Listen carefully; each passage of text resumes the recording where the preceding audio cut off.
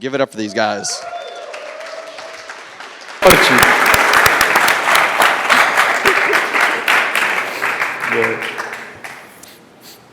Jedziemy.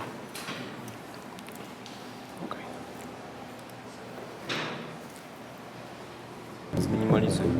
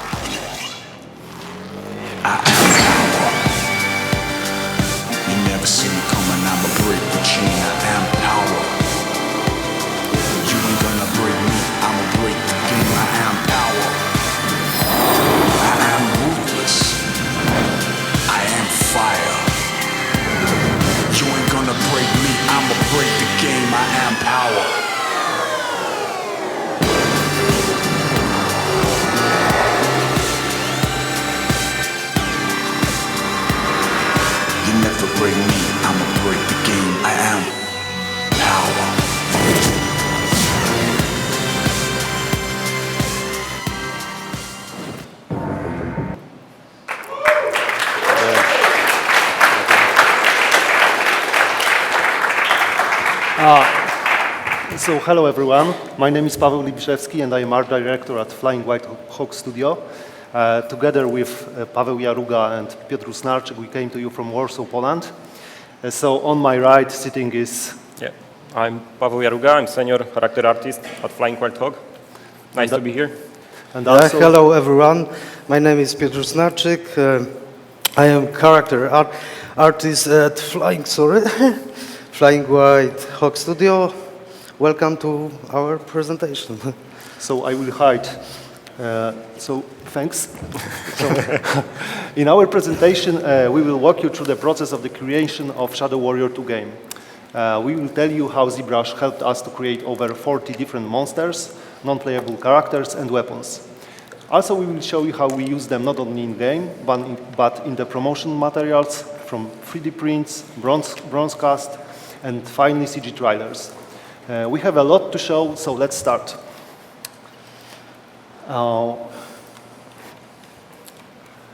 Before going to Shadow Warrior, I would like to say 2 words about our studio.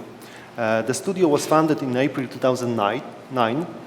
From the beginning, our goal was to make action games using the technology written from scratch. Our engine is called Roadhog. Yeah. Over 8 years, the company has grown from 10 to 85 employees, and during those 8 years, we have made 4 games: Hard Reset, Juju, Shadow Warrior, and Shadow Warrior 2. We also have another branch of our studio in Krakow, where 20 people work on their own project. You can play our games on all platforms. After this short introduction, let's go to Shadow Warrior. So, Shadow Warrior is a shooter that was created in 1997. Its creators were 3D Realms, the same studio behind the famous Duke Nukem 3D. Shadow Warrior, it looks old now, but back in the days, Shadow Warrior had a very advanced engine that was able to use 2.5D animation and voxels. In around 2011, the publisher Devolver Digital asked us to make a remake of Shadow Warrior. Personally, I was delighted with this idea because I played the original Shadow Warrior and I love it. We said yes, and after 19 months, 45% team finished PC version, and a couple months later, PS4 and Xbox One versions.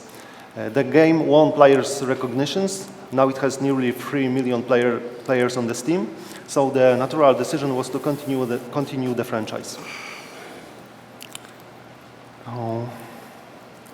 In our shooter, we had not only guns, but also katanas, blades, and swords. And what people liked most about our remake of Shadow Warrior was melee fight and high level of gore. So it became natural to us that we must use that as a foundation to the second part of the game. We decided that we must have more weapons, more action, and more blood. We set up for ourselves very ambitious goals: 3 settings: ancient, modern, and cyber. 40 opponents, and 70 weapons. Our team was 45 then, and we planned production for 2 years. After this brief introduction, let's move on to more specific topic, creation characters for the game. As we said, we knew we wanted to have 3 settings in the game: Ancient, Modern, and Cyber. We started with the Ancient setting. So the first thing to do was to prepare thumbnails for the opponents. The main assumption for these character designs was to get away from the humanoid enemies. They were reserved for the modern setting. Our character concept artist, Paweł Świeżak, who is responsible for most of the character concepts in the game, creates several boards with different monsters. As you can see, there is a lot of twisted characters here, but one seems to be extremely aggressive. Yeah, that's, and also I will show you I will translate it from Poland. There is a note from Pawel. Even I don't know what the fuck is that. Yeah, so we choose from all of that proposal, we choose the most interesting ones and group them according to the classes. So they were close combat, range, support, flyer, and kamikaze. Each of us picked 5 of them, and we finally was ready to start working in ZBrush. So now it's time to show you my babies from Shadow Warrior. Cute one. Thank you. One of those monsters was called the Tree Face, and this is my personal favorite. In the next slides, I will guide you through the process of making this monster. We will go from ZSpheres to final Highpoly mesh. After that, I will show you how I painted textures and talk a little bit about preparing model for the game engine. Last thing to talk about will be other characters that I made for the game.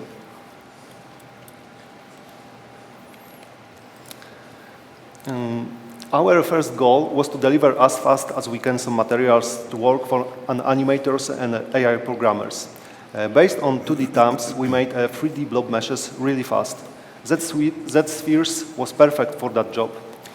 Also, Decimation Master with ZRemesher give us what we need at that stage. In a few days, we set up blob meshes for all of our monsters, and other departments could start working on them. Meanwhile, initial thumbnail for this creature was upgraded to the final concept art. So the assumption that Treeface belonged to a support group that helped other monsters by healing them, and he can also heal himself during the fight. He's a perfect example of the ancient creature that lives in Shadow Warrior. As you can see, thanks to ZSpheres, I quickly created the blob mesh that was exported to the game engine, that one.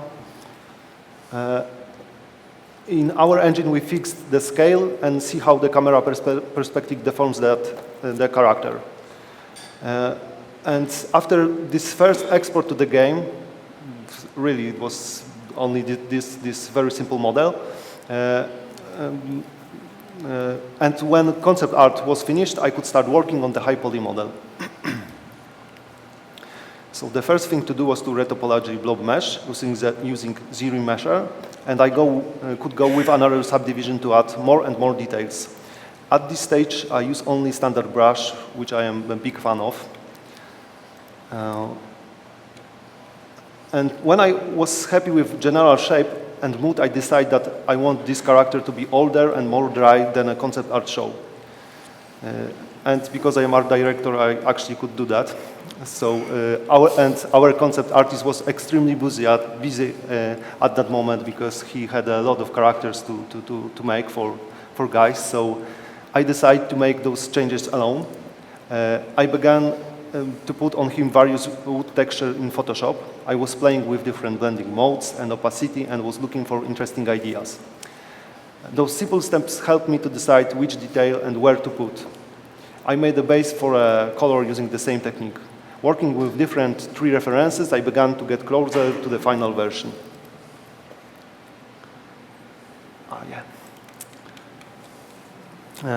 As I have already mentioned it, 90% of the time I use a standard brush for sculpting. I really enjoy to work out detail that way. I use alpha only when I have to quickly achieve the effect, but in general, I would do everything using a standard brush. In this model, 95% is a standard brush, 5% is a clay brush, and I use a dumb standard just for final touches. And the final Highpoly model consists of 35 subtools and a total of 35 millions of polygons. The biggest piece was body, and it had 18 million polygons.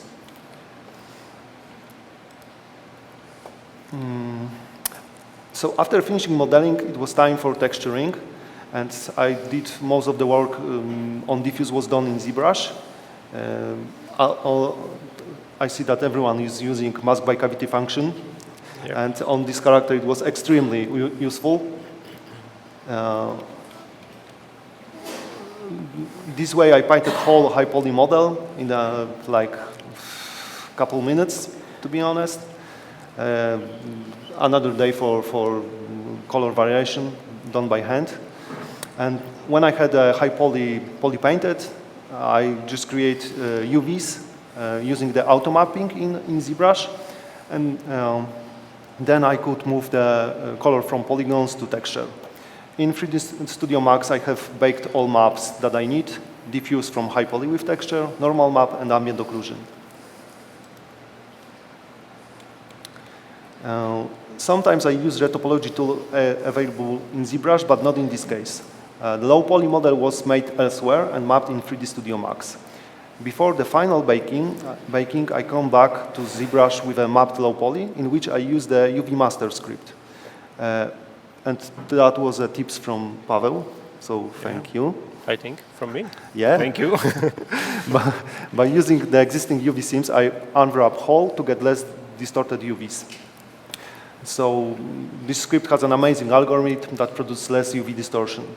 The rest of the work on textures I made in Photoshop, and they were minor patches, basically.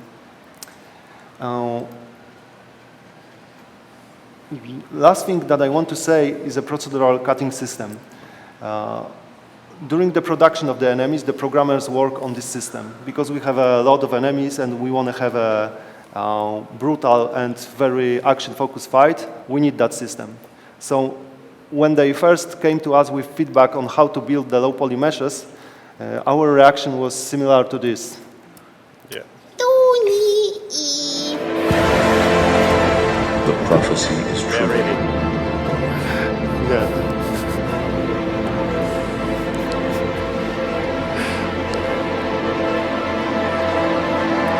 So it took us some time. I think it was more than a year. But finally, we worked out a solution that allowed us to introduce a procedural cutting system. Oh, sorry.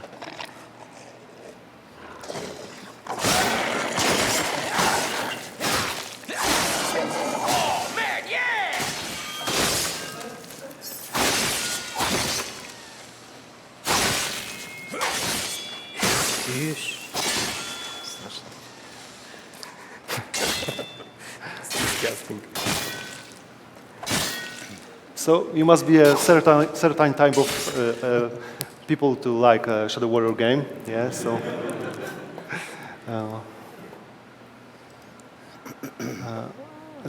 And yeah, every character in the game was tested that way. So they also had a harsh time. So basically, to summarize, the production process of the final model took about a month. This character has one 2K texture set, and Lowpoly has 14,000 triangles. And this is a three-phase in-game. And yeah, Lowpoly was done. So, sorry. Before I will give my voice to Pawel, I want to show you a couple more characters that I did. Basically, they were all made the same way as a three-phase, only Mine Hero Loang was made a little bit differently. And yeah, Lowpoly was done. So, but I will tell about this more later. This one is a blacksmith character, is an NPC, a non-playable character from the game. Textured version, the diffuse was done in ZBrush. This render is from Octane Renderer. This is another enemy from Ancient setting, Serpent. Also, texture was painted in ZBrush. Mezu, the story character. I will not show textured version because I had like 2 days for that, so it doesn't look nice. Zilla, another story character, and finally Loang, main hero. And from Octane, I will talk about marketing materials later, and close-up of the face from trailer. So I will now give voice to Pawel Jaruga, who was responsible for making the most of the characters in Shadow Warrior. Thank you, Pawel. Thanks. Yeah. Thank you. Thank you.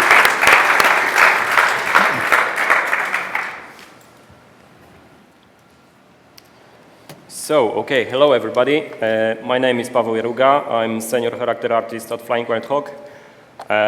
When I'm working since 6 or 7 years with those mates, very cool mates.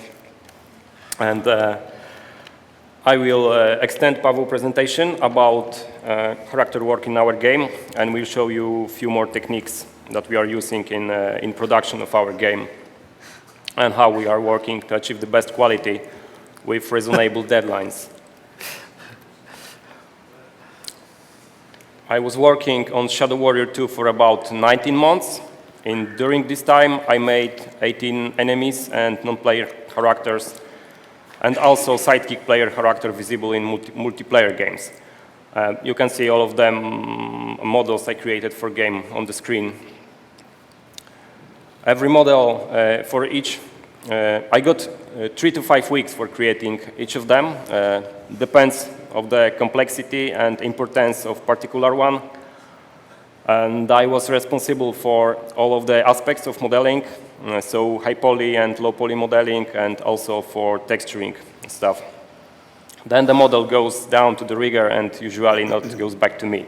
Of course, with some exceptions when the technical department needs some changes from me onto the mesh or in texture matter. And I think those guys visible on the screen was very, gave me pretty lot of fun when I work on them, and was also very challengeful because of the detail you can observe. It was a lot of cool work. And some more of my favorites, 2 evil-sided monsters that player have possibility to slash in-game, as you can see before. The Zilla Commando robotic one, and Spectre, the ghostly one, is just doing some poofs and appear in unexpected places. And I think that without ZBrush and without so elastic ZBrush tools, it will be not even possible to make such detailed character art at all. And another 2 guys I like most, the Ninja player character, controllable by player, and Larry, a weapon dealer. This guy is stylized for motorcycle gang member. You may know that Shadow Warrior is pretty famous for having a lot of Easter eggs in game. It's like some of Shadow Warrior features, so you can play and seek them. So I was in need to make one by myself. And it's his Larry character. I made jacket stylized for motorcycle gang member with logo of our studio include. It's like Easter egg from me. Okay, cool. those are, okay, let's go stiff and technical now. And let me tell you a few words about our methods of working. That thing that Pawel left me to say about design is style unification, to make our characters for first thing similar in style, and for a second matter easier to produce. With simple tricks on the concepting stage, with another Pawel in our team, our great concept artist, Paweł Świeżak, hello, a guy who made most of character concept, we start to include elements and features that are multiplicated on many characters. Simply, we gave them same details. Take a note for the ropes over here. They appear on all of them. And for example, ball bumps here, and Japanese armor plates, of course, stylized for Japanese armor plates here and here. And so we made some optimization for further work already at the concept art stage. It was really good for speed up Highpoly modeling process. And here on the screen, you can see examples of those details made as insert tools, like insert meshes and curve brushes. I've made for reusing in many characters many times. Stuff like studs, like ropes, armor plates, and so on. And some of them are even extracted from Highpoly models of first Shadow Warrior game from our studio. Simple trick, but very effective for speed up the work and unification process. And here you can note practical use of those tools. Some features are on all of those characters visible on screen, like metal plates here, and here the same, like ropes, of course. The simplest example, like leather stripes here, and here. All of them are the same curve brushes and the same tools you can use many times. Of course, some of them are slightly modified, for instance, in scale or a little bit in shape, but those insert meshes are also included in Paul's and Peter's work. Yep. A quick note for you to remember. You need to, when you start to do your own insert meshes, you need to make those tools optimized. For example, ready for subdivision if it's possible. If it's hard and time-consuming, like modeling a ball bump like that with some ornaments on the surface, or some really organic shape, like over here, you can. It's no point to model it. You can sculpt it and use Decimation Master for optimization. Here, this example was easier to do it as proper model at some subdivision way. Why? It's simple, because when you start using those on characters unoptimized, and you will duplicate them many times, polygons start to grow. So keep optimization in mind always. And here, more of kitbashing examples, like ropes on Talon monster, like the same ropes, not exactly, yeah, they here the same over here. Spectre bombs on his belt, the same bombs on the Gozu Devil. And those bombs are used not only for the decoration on his belt, but they are also projectiles for his weapons. He's throwing the same balls. And obviously, we need to use also detailing brushes for skin details, for wrinkles. In general, all of kitbashing speed up the work. You know, kitbashing, not kitbashing. Kitbashing is evil. Don't do that. So you need to be careful when using kitbashing, so as not to make your models look like they were cut and pasted. Looks with exact the same detail. You need to use it wisely, like always do some modification in shape or scale. And in new production of our studio that I'm not sure I was I can say a word. We want to push optimization like this to the next level. The main reason is, of course, raising the quality with our resources, with our production power, to get the proper, good models. And it's worth, of course, to think about kitbashing before starting a modeling, not only meanwhile, to make some part convenient for reusing. So if you see on the concept the monster have some piercing, like this guy, the good way is to do the piercing first. The duplicated detail, do the first, save it as insert mesh, and then use insert mesh on this character and next characters that they have also the same detail. And you can build your own base of insert meshes and save it to the cloud drive and use it from home, from work, and so on. So nice examples of those comes in bundle with ZBrush, like zippers, like industrial parts, like body parts, like noses, ears, etc. Also VDM alphas. Okay, before Peter takes the microphone, two more. I want to share with you two more methods to make your modeler's life easier. When you start your Highpoly modeling, take a note. You can separate how you can separate the objects. If something can be separate object in the real world, like zippers, spikes, pins, like you can observe here on the character, is good. It's good. You should consider to model it not onto the surface, like with alphas, but as separate subtools using insert meshes, for instance. And the main profit, of course, is the good ID map for texturing. That is pretty obvious in BPR time.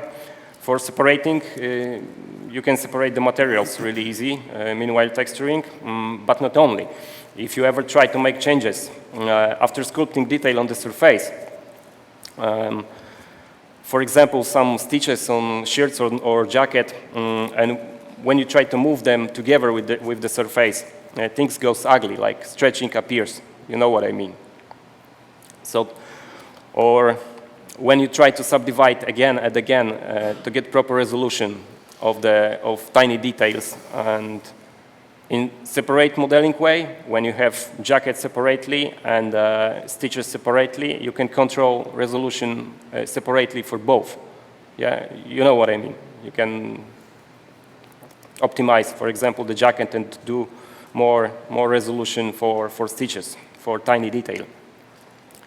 So for complicated character, like that are made in a realistic way, you should use less alphas and more insert meshes. And because more sculptural styled characters are pretty another story. Like, however, you know, the separate modeling way is not a stiff rule. Yeah, I'm just pointing technique that can be very efficient for some projects. But for instance, VDM alphas are really useful for sculptural way, for sculptural characters, for surface detailing like dragons or like meat monsters on the previous screen, like over here. It's better to put the detail just on the surface. It's pretty obvious. So here's the main profits to splitting objects. Like PBR materials applies easily. Yeah, everyone knows how easy texturing can be. You can do kitbashing by exporting insert meshes to another objects, and when you do this with alpha, it's not so easy. And you have easy scaling, removing or moving those tiny detail. You can change the detail to another one or remove them completely. And you have, as I said before, more subdivision control of particular details in particular parts of the model. And in that way, hardware can be a problem sometimes, but not so big when you learn how to control your poly count optimization, meanwhile work, how much geometry you should put to the specific tool or object, it's not so big problem at all. And the second method that should make your life easier as a modeler, and the method we were in need. We were forced to. Yeah, we were forced to use those methods in building characters for Shadow Warrior because of procedural cutting system. We need to make low-poly meshes watertight. Like every mesh that is gray on screen is continuous. So you can put one polygon up, pour the water, and water go not flew out because it's watertight, like single surface, except with exception of those green ones here, not here, only here. Those are attachments. But there was some profit from that force. When you start thinking how to put the detail on the character to not create your high-poly model too complex for low-poly version, I mean not too complex in matter of quality, but more in technical implementation, in matter of technical implementation into the game. For example, chains here are modeled realistic, like every single circle is separate, but it sticks closely to the surface.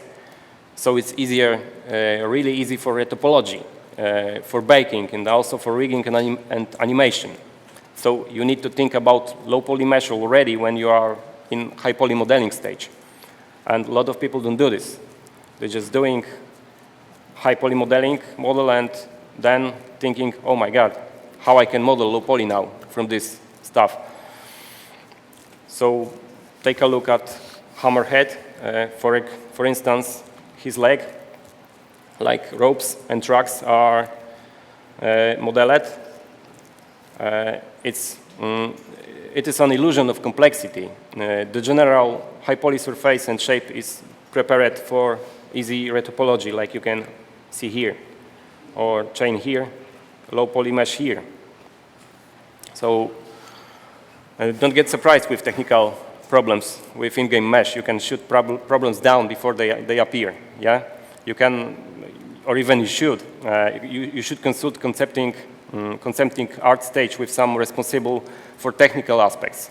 So the artists or designers will not make something really hard to implement into the game.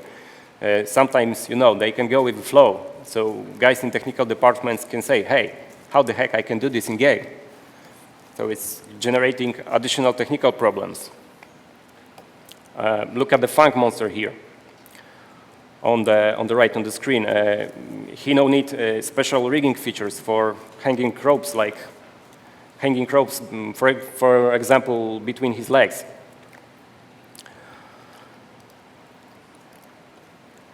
And here, another full-featured monsters, which, in my opinion, because those are my models, so they have cool silhouette, cool detail, and people saying that they are complicated. But when you realize kitbashing, or when you realize reusing that I spoke before, and real shapes, it starts to look different now. Simple shapes, simple surfaces, and rigging-friendly models. You should keep that in mind, especially when you want to get complex-looking models in game without generating extra work, for example, for riggers or extra performance needs. Okay, from me, I think it's all from me for now. Thanks for your attention. Hope you will find it. Okay. Switching? Okay. I hope you will find it useful in your further work. Well, quick, just I want to make sure, I wasn't here in the beginning because I was doing something else. I want to make sure this question got answered. They were asking, how did the art director accomplish the effect on this sculpt that you first shown? Which The one? very Sorry. first piece, I guess it was a skull. Skull. Yeah, a skull. I don't know if it was a human skull. I Did you show guys answer that the already? three-face character, the first one, Yeah. and can you repeat the question? Yeah, they wanted to know how do you accomplish the effect that you had on the skull sculpt that I you d- first shown. I don't know if that answered the Alright, question, move on. but I think the standard sculpting brush tool is the answer for that question. Standard brush. Standard brush, yeah. All right. Standard. He's very patient. Yeah, so he liked this. Slow and steady. Slowly. Almost Yeah. standard. Right. A lot of control, every Okay. detail. So, I hope- Okay. After I start talking about the whole process of creating the blob monster character in ZBrush, I will share with you a brief anecdote that this character came into being. The character was invented by our boss Michał Szustak. By the way, I would like to say that something which I really love about our studio is that each one of us can take direct part into the creation of game character. No matter if you are a programmer, a designer, and visual specialist, for example, because a good idea wins. By the way, Michał, our boss, is also a programmer. So, coming back to the blob story, one day I opened the task table. I usually find some female character on it, and I see the blob monster character in the quest list with a note especially for Dido. For clarity, my nickname is Dido. Don't ask me why, this is a long story. You can tell me Dido, of course, if you want, but not Dildo, please. I still hear this cheesy joke on a regular basis. And I love it. When I saw the concept of the blob character, I realized what message my funny boss Michał wanted to give me. You have to know that at that time I was a really big guy, more like a cube than now, of course. So at the moment when I began to sculpt the blob, I also started working on the shape of my beauty of the body. So honest, I still do. So I treat this character a little bit like a self-portrait. All right, I will present you in a simple way how I create this character. Probably most of these parts will be obvious for you, but I hope that some parts will be interesting too. Most of my character, I usually started out by creating a simple shape using ZSphere tool, excluding female character, which I will be talking about later.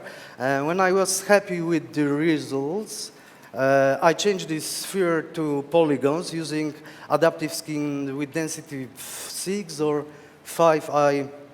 I don't remember exactly, something like that. Next, I convert it to Dynamesh. And in this phase, I concentrate mainly on character midres. I try to shape the mesh to fit the concept. I use simple tools for this: move and smooth and build up brushes. These tools are always used at the beginning of sculpting, you know. And to create bubbles, I love this word, bubbles. I use insert sphere tool, and for hair I use, and for hair I use a fiber mesh with extrude to get thin hair. Okay. And this was, and this was an important moment in the process of sculpting blob. When I finished the midriff of the body, I split model into following parts: head, midriff of the body, legs, and bubbles. Why did I do this? Because I knew that blob needed 2 extra stages, and I tried to plan subtools so as not to waste time on sculpting another whole object, just create some missing parts or delete some fragments from the finished model of the body. So after splitting, I use a retopology tool to open the way for painting and baking base texture and easy nice sculpt, of course. Next step, detailing. Sculpting. As I mentioned, I always use simple brush for detailing, and in this case, I use standard brush for the round parts, for tendons and veins, for example, clay plus smooth brush combination for convex part, and slash brush for concave and deeply curved parts. Okay, next step, add-ons. To create add-ons, I used mostly brushes from Pawel. Pawel create huge library instead of meshes and curved brushes. Really huge. For example, many of ropes, note, and accessories. Honest, I don't even know how to name. But the more important thing is, by using these tools, we have saved a great amount of work producing these models and time, of course. Thank you, Pawel. Dude, you're welcome always.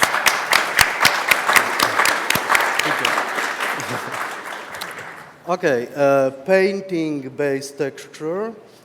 One of the many things I love in ZBrush that is possible to paint directly on an object. For painting, I usually use a standard brush set up on strokes, color sprayed with dots alpha. Also set up RGB intensity on 20. Then I bake cavity map from the object and use them from mask. For example, all dark parts are painted using bus cavity map option. After painting, I just bait color from polypaint and then for creating base texture for the game. One trick which I usually use to create color texture in using colorful light in ZBrush and best preview render. In this way, I test color shade of on the model. Before the object is approved by art director, I made render with different color so we can assess whether we like it or not and decide on the change before the whole process of preparing the model for the game. Using BPR is also really nice and fast for promo picture, for example. I must say I love BPR and I use it a lot. Okay. This picture shows what stage I had to do Blob, and as mentioned earlier, about the good organization of subtool. Without this, my work will be more difficult. And now the short video how stage of Blob work in the game.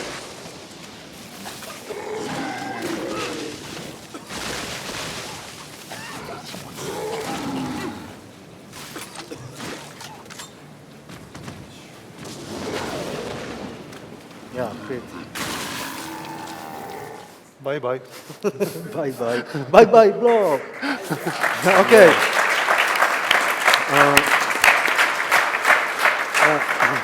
It's all about Blob. Now I show you guys some other character. So these are some examples of my animal models for Shadow Warrior 2.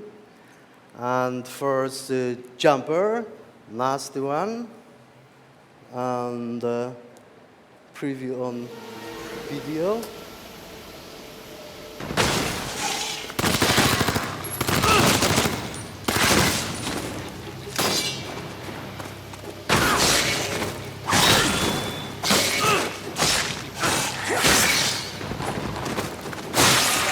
Making you dead makes me feel so alive. And then there was a Stinger. As the name suggests, one does not go close to him. Another dog. Okay, next. And Bunny Lord. If you ever played this game and you meet the little mating bunnies on your way, remember that you have to kill them. The player gets extra point for this. And example.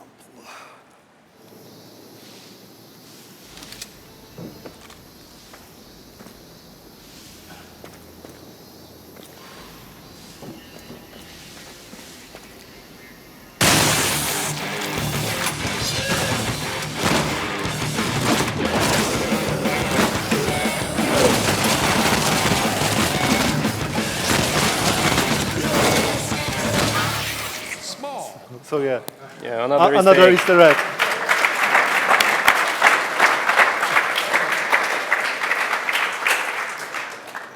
Yeah, female character. I will not to hide that this is my favorite topic to talk about, but I am afraid I'd have to bore you with this until tomorrow morning. So, by the way, if you are really interested in my accomplishment in these fields, I mean woman character, of course, feel free to watch my work on ArcStation. Just type in Google sexy polygons and follow the rabbit. Or you can also find my stuff on ZBrush Central. My nickname is Not Dildo, Rusnarczyk 3D, and okay. So, I really warmly remember the production with female characters. I have had an impact on create a few from start to finish. For example, Hitgar, Maggar, or Chemical. About workflow of female character, I can say that each on this was created very similarly in the same way as the animals and monsters, but not exactly. I start sculpting on the basis mesh of the female bodies of my private library. Don't ask. The reasons for this were two. First, time saving, of course. Second, it was easier to me to send a quick render of the base model to the concept artist so that they could create overpainting on that basis. And when I came back to the ready concept, I had easier work because I didn't start from the beginning. And first example, Chemical. I really like this character, although she doesn't run her mouth for most of the game. I remember a funny story when Chemical annoyed one of our programmers so much that he wrote a special code for UI button which allowed the player to skip Chemical animated speeches in the game. And this is an example of okay. We can see Chemical in the game two incarnations. First, like a real person working in a lab of Zilla Enterprises, and second, as eternal character in the head of the main character, Lowang, and this is example.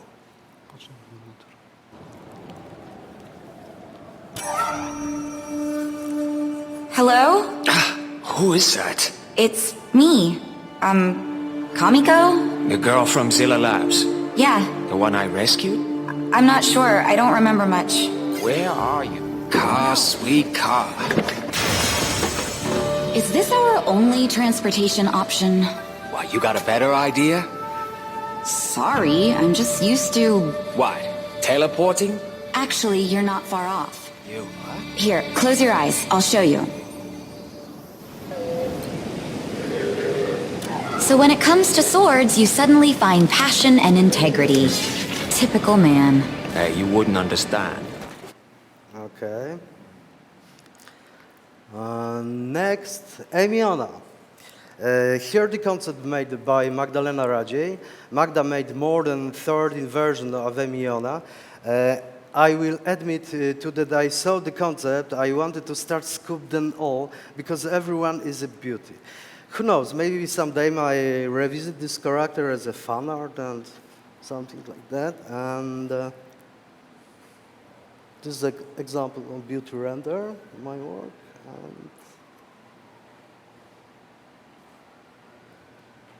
And an example in a game. Phase in your journey, I'm ready to be done running errands. the path to growth often lies in the direction we least expect. Greet the unusual as an opportunity, not a burden. What to look for? In any event, I am certain he is there now. Well, what should I cut off him? Please say his cock, his cock, his cock, his cock. Please, please, please.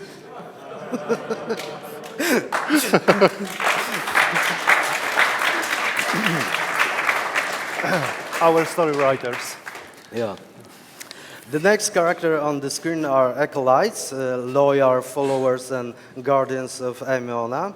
And next, please. Sorry, excuse me. Okay. And next. Oh.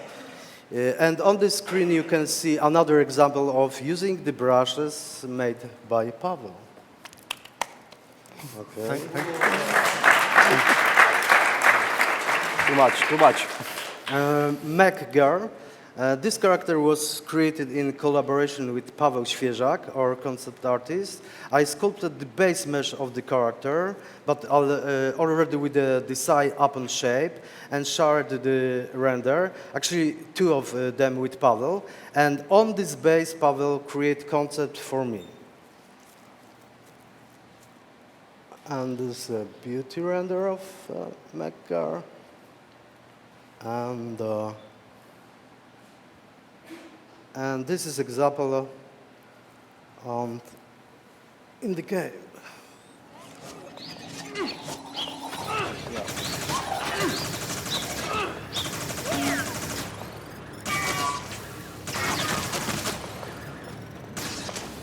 Oh, hello, new ammo friends. You ready to kill some people?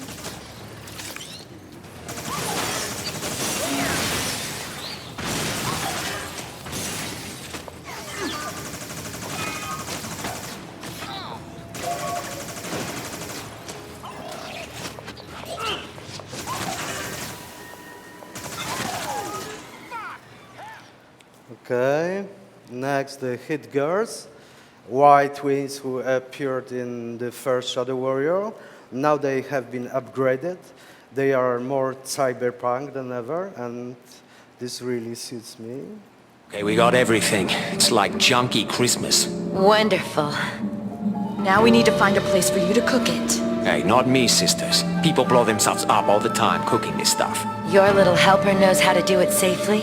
And if you do blow up, don't worry. We'll be here to piss on the pieces. Okay. And finally, my favorite character, Toro. And example of, okay. And at the end of my presentation, I have the pleasure to show you that Toro became a permanent member of our studio.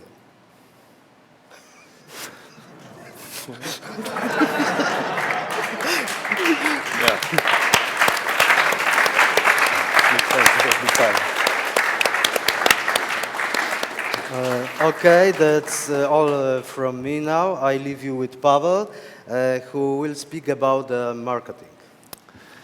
Okay. Yeah. Thank you. Thank you.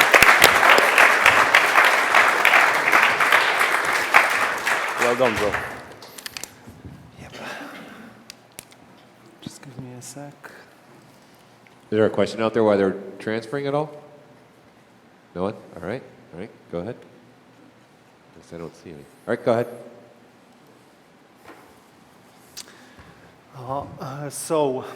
From the beginning of our production, we thought about marketing.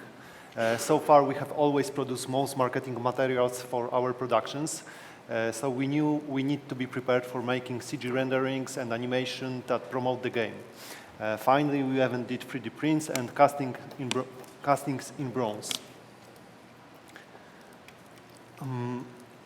So like half a year before the premiere, our publisher needs assets from the game. He could attend to game shows. So we choose 3 models that we thought were the best to represent Shadow Warrior spirit. One of them was a Katana Ancient. By the way, concept art by Paweł Świeżak, again. And this was the most comprehensive Highpoly model in our game. From ZBrush sculpture, we made a model for the game, a 3D model for animation, 3D print, and bronze cast. This was, of course, a teamwork. I made a Highpoly model. Paweł did 3D printing, and we'll talk about that. Yeah, I can say a few words about 3D printing. Can I? Yep. Chcesz prezentację? Yeah. Tak? Okay. So yes, the Katana was very cool and surprising project in many matters, even surprising in good way and sometimes in hard way, not the bad, the hard.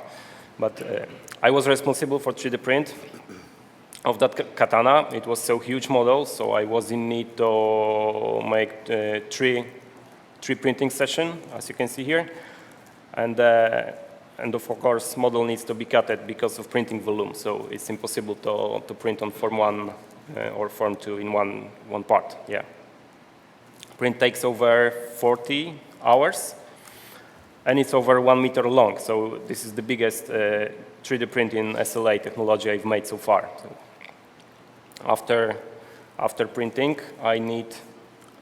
Then after printing, I made full assembly of prototype. I made polishing, cleaning the print, and priming, then polishing again, and so on. It was a lot of work. But then, later, I made silicone molds and of the weapon and cast waxes for further metal casting in the foundry, kind of foundry. So again, a lot of work, but it came awesome at the final result, as you can see here. Yeah. So.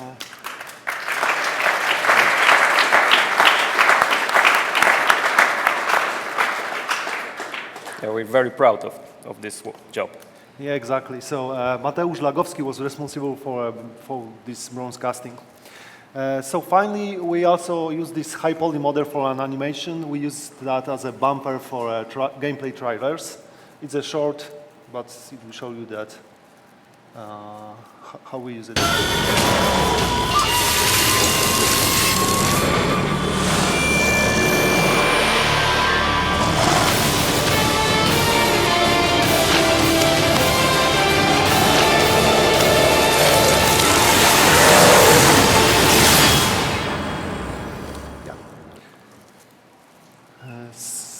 So last thing to talk about are trailers. As I mentioned before, we create some trailers that promote the game. The first one you saw at the beginning of our presentation. And from the start, we knew that the specific characters will be used for offline rendering.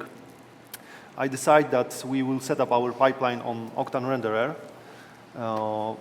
During production of those assets, we tested mid-resolution meshes with displacement and shaders in offline in Octane, and low-poly versions with normal map in our engine. So as I showed earlier, I was responsible for making main hero Loang, and he's a perfect example of that approach. From the beginning, I made him as a game character and also a cinematic one. All the texture was done in ZBrush and prepared to work in Octane Renderer, and also baked to work under game engine. So here there's I showed it before, it's an Octane Renderer version, and each of us made a couple characters like that. So Piotr character Toro, and Pawel character Ninja. Yeah, I have, I think, a few words more about this. First, I made the first model here on the left. I made it by mesh smooth way with support edges made in classic polygon modeling method. For mesh smoothing, you know what I mean. And then I mapped the model for 6 UV sets. Every UV set gets 4K textures set. And then I made detail in ZBrush on this model. and I baked displacement for using with this mesh smooth model in cinematic version visible here, and also the detailed model in ZBrush was used as a Highpoly modeling version for creating Lowpoly in-game mesh. Then the textures from those 6 UV sets was transferred to two UV sets in-game, one for body and one for head. So if you know that the particular model is important in production and will be used for many purposes, it's a really good way to work that way. Yeah. Yeah. So, nope, not yet.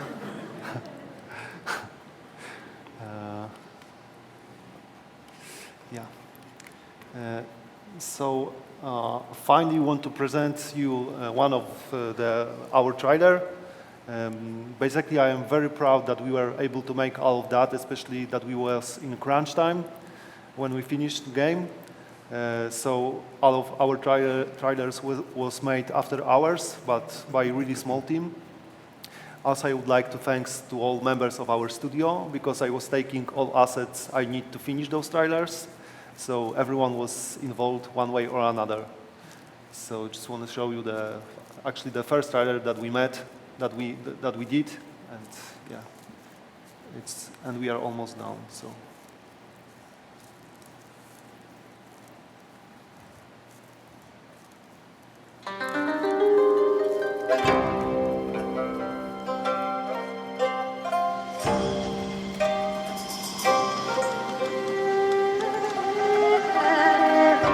I used to have it all. Then I fucked up and saved the world. I managed to hold on to a few things. My ride, some of my sharper toys. But the world wants it all.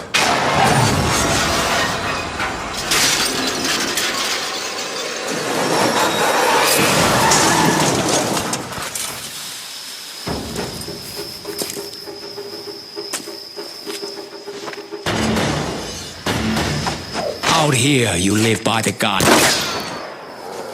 but you can still die by the sword. I say hold on to both, just in case.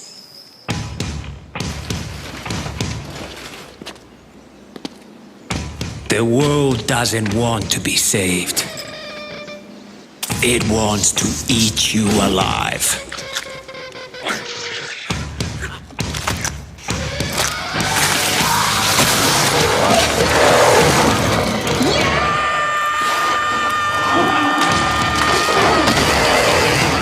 So this time, I'm bringing some friends along. Rise up and fight! Who wants some way?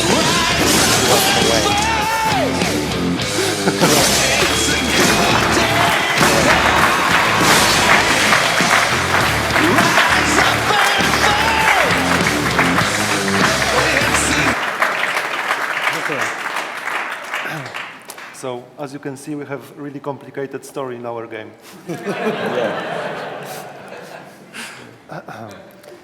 Okay. We try it once again. Yeah. Before we say goodbye, this is a captured screens from ZBrush viewport with almost all characters we made for the game. Okay. So, sorry.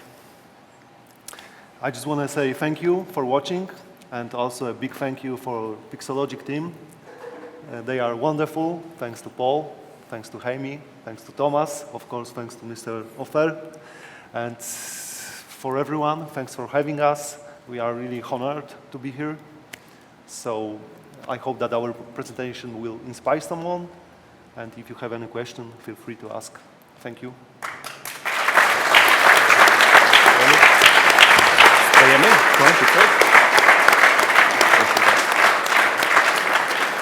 That was good, huh? They're a lot more funnier than I am, that's for sure.